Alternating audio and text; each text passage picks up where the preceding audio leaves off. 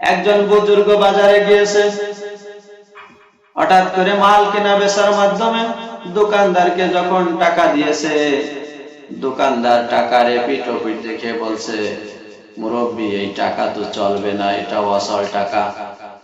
এই কথা বলার সঙ্গে সঙ্গে মুরব্বীর মাথার ভিতরে এমন ভাবে একটা চক্কর দিয়েছে, মুরব্বী জমিনের ভিতর পড়ে গিয়েছে। মানুষেরা দৌড়ায় এসেছে, মুরব্বীকে তুলেছে। বলে, চাচা যান, আপনি এভাবে জমিনে পড়ে গেলেন কেন? আপনার কি সমস্যা, কি হয়েছে? লোকটাকে আপনাকে মেরেছে নাকি? তখন ওই লোকটা বলতেছে, না, আমাকে সে মারে নাই, আমাকে কিছুই বলে নাই। আমি তাকে এই টাকাটা দিয়েছিলাম, সে টাকাটা দেখে বলল এই টাকা চলবে না, এই টাকা অচল টাকা। তখন আমার মাথার ভিতরে ওই কিয়ামতের চিন্তা শুরু হয়ে গেল।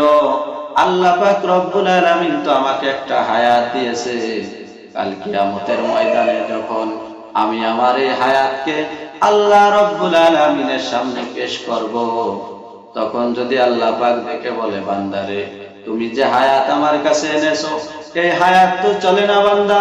এই হায়াতের ভিতরে বেনামাজির গুনাহ পাওয়া যায়, সুদখোরের গুনাহ পাওয়া যায়, ঘুষের গুনাহ পাওয়া যায়, হারামের গুনাহ পাওয়া যায়, জিনার গুনাহ পাওয়া যায়, ব্যভিচারের গুনাহ পাওয়া যায়, মানুষকে ঠকানোর গুনাহ পাওয়া যায়, মানুষের উপরে জুলুম নির্যাতনের গুনাহ পাওয়া যায়, মানুষের উপরে অবৈধভাবে দখলদারির গুনাহ পাওয়া যায়।